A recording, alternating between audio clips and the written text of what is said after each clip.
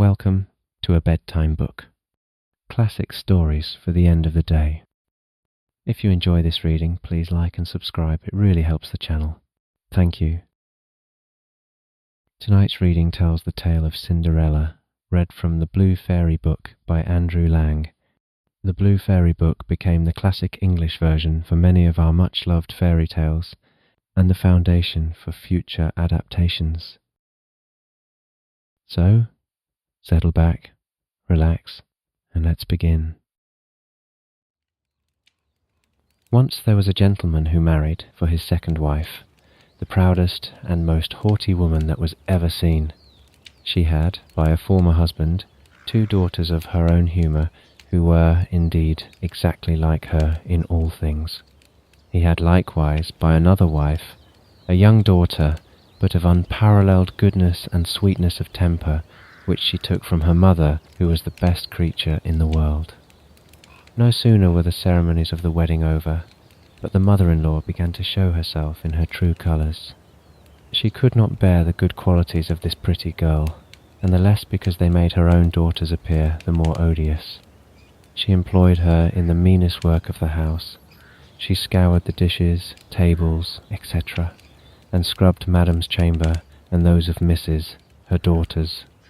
She lay up in a sorry garret, upon a wretched straw bed, while her sisters lay in fine rooms, with floors all inlaid, upon beds of the very newest fashion, and where they had looking-glasses so large that they might see themselves at their full length from head to foot. The poor girl bore all patiently, and dared not tell her father, who would have rattled her off, for his wife governed him entirely.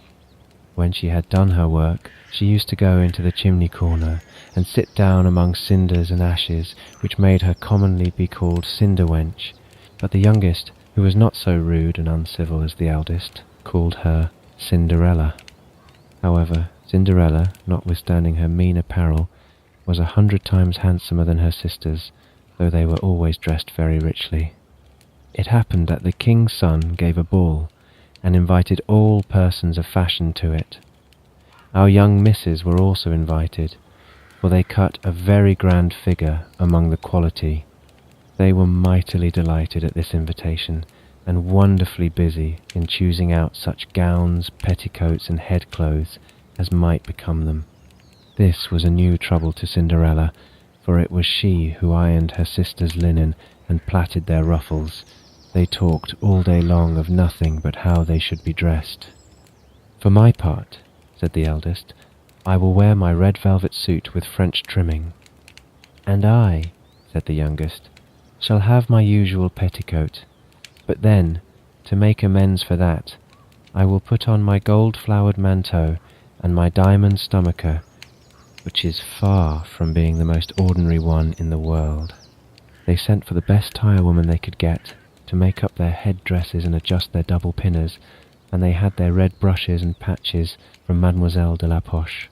Cinderella was likewise called up to them to be consulted in all these matters, for she had excellent notions, and advised them always for the best, nay, and offered her services to dress their heads, which they were very willing she should do. As she was doing this, they said to her, "Cinderella, would you not be glad to go to the ball?" "Alas," said she, "you only jeer me. It is not for such as I am to go thither." "Thou art in the right of it," replied they. "It would make the people laugh to see a cinder-wench at a ball." Anyone but Cinderella would have dressed their heads awry, but she was very good, and dressed them perfectly well. They were almost 2 days without eating, so much were they transported with joy. They broke above 12 laces in trying to be laced up close, that they might have a fine, slender shape, and they were continually at their looking-glass. At last the happy day came. They went to court, and Cinderella followed them with her eyes as long as she could, and when she had lost sight of them, she fell a-crying. Her godmother, who saw her all in tears, asked her what was the matter. "I wish I could, I wish I could." She was not able to speak the rest, being interrupted by her tears and sobbing. This godmother of hers, who was a fairy, said to her, Thou wishest thou couldst go to the ball, is it not so?" "Yes," cried Cinderella, with a great sigh. "Well," said her godmother, "be but a good girl, and I will contrive that thou shalt go." Then she took her into her chamber, and said to her, "Run into the garden, and bring me a pumpkin." Cinderella went immediately to gather the finest she could get, and brought it to her godmother, not being able to imagine how this pumpkin could make her go to the ball. Her godmother scooped out all the inside of it, having left nothing but the rind, which done, she struck it with her wand, and the pumpkin was instantly turned into a fine coach, gilded all over with gold. She then went to look into her mouse-trap, where she found 6 mice, all alive, and ordered Cinderella to lift up a little the trap-door, when, giving each mouse, as it went out, a little tap with her wand, the mouse was that moment turned into a fine horse, which altogether made a very fine set of 6 horses of a beautiful mouse-coloured dapple grey. Being at a loss for a coachman, "I will go and see," says Cinderella, "if there is never a rat in the rat-trap, we may make a coachman of him." "Thou art in the right," replied her godmother. "Go and look." Cinderella brought the trap to her, and in it there were 3 huge rats. The fairy made choice of one of the 3 which had the largest beard, and, having touched him with her wand, he was turned into a fat, jolly coachman who had the smartest whiskers eyes ever beheld. After that, she said to her, "Go again into the garden, and you will find 6 lizards behind the watering pot. Bring them to me." She had no sooner done so, but her godmother turned them into 6 footmen, who skipped up immediately behind the coach, with their liveries all bedaubed with gold and silver, and clung as close behind each other as if they had done nothing else their whole lives. The fairy then said to Cinderella, "Well, you see here an equipage fit to go to the ball with. Are you not pleased with it?" "Oh yes," cried she, "but must I go thither as I am, in these nasty rags?" Her godmother only just touched her with her wand, and, at the same instant, her clothes were turned into cloth of gold and silver, all beset with jewels. This done, she gave her a pair of glass slippers, the prettiest in the whole world. Being thus decked out, she got up into her coach. But her godmother, above all things, commanded her not to stay till after midnight, telling her, at the same time, that if she stayed 1 moment longer, the coach would be a pumpkin again, her horses mice, her coachman a rat, her footmen lizards, and her clothes become just as they were before. She promised her godmother she would not fail of leaving the ball before midnight, and then away she drives, scarce able to contain herself for joy. The king's son, who was told that a great princess, whom nobody knew, was come, ran out to receive her.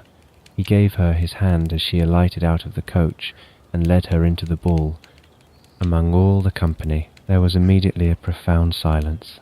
They left off dancing, and the violins ceased to play, so attentive was everyone to contemplate the singular beauties of the unknown newcomer. Nothing was then heard but a confused noise of, "Ha! How handsome she is! Ha! How handsome she is!" The king himself, old as he was, could not help watching her, and telling the queen softly that it was a long time since he had seen so beautiful and lovely a creature. All the ladies were busied in considering her clothes and headdress, that they might have some made next day after the same pattern, provided they could meet with such fine material and as able hands to make them. The king's son conducted her to the most honourable seat, and afterward took her out to dance with him. She danced so very gracefully that they all more and more admired her. A fine collation was served up, whereof the young prince ate not a morsel, so intently was he busied in gazing on her. She went and sat down by her sisters, showing them 1,000 civilities, giving them part of the oranges and citrons which the prince had presented her with, which very much surprised them, but they did not know her. While Cinderella was thus amusing her sisters, she heard the clock strike 11 3/4, whereupon she immediately made a courtesy to the company, and hasted away as fast as she could. When she got home, she ran to seek out her godmother, and, after having thanked her, she said she could not but heartily wish she might go next day to the ball, because the king's son had desired her. As she was eagerly telling her godmother whatever had passed at the ball, her two sisters knocked at the door, which Cinderella ran and opened. "How long you have stayed?"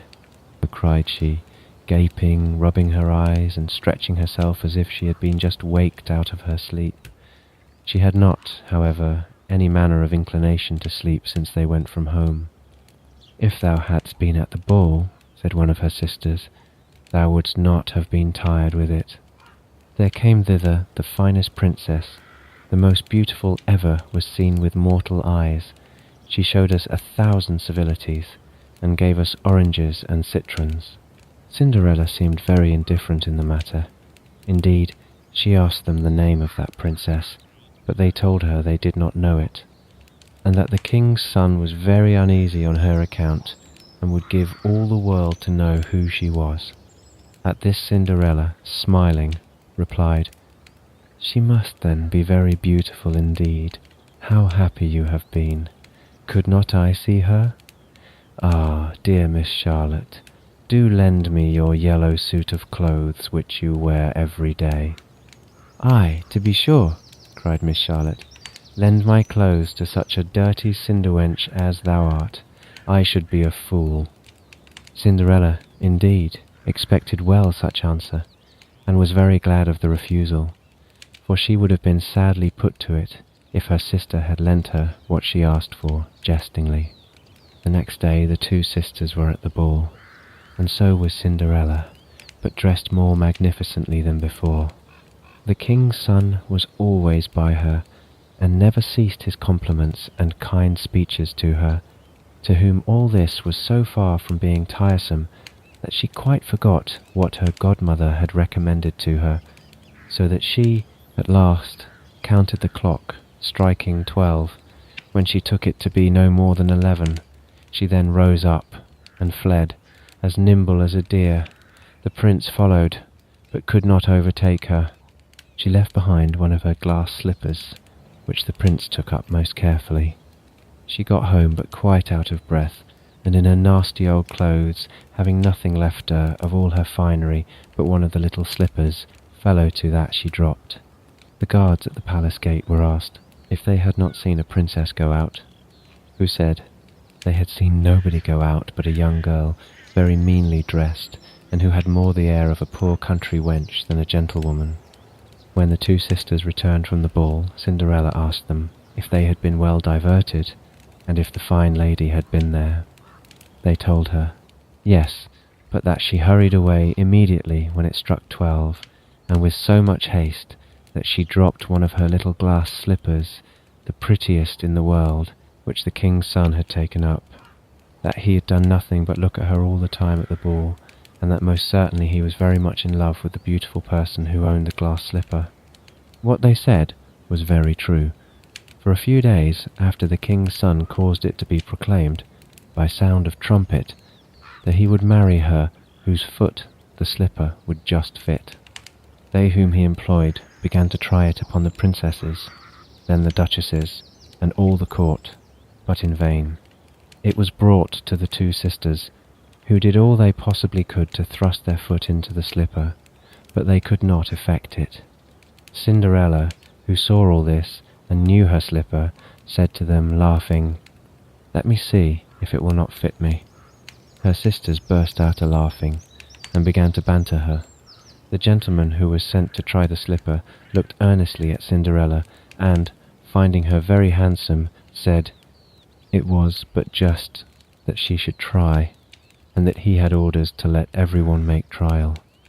He obliged Cinderella to sit down, and, putting the slipper to her foot, he found it went on very easily, and fitted her as if it had been made of wax. The astonishment her two sisters were in was excessively great, but still abundantly greater when Cinderella pulled out of her pocket the other slipper and put it on her foot. Thereupon in came her godmother, who, having touched with her wand Cinderella's clothes, made them richer and more magnificent than any of those she had before.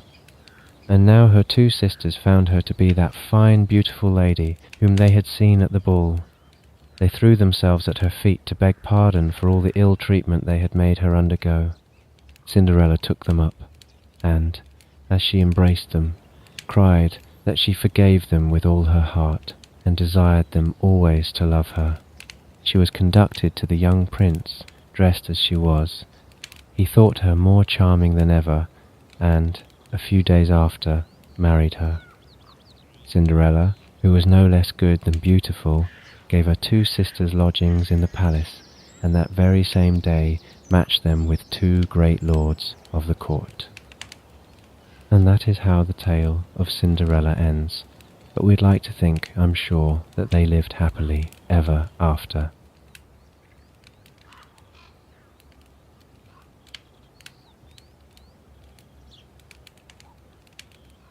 The end. I hope you enjoyed this classic tale. Until next time, take care, sleep well, and good night.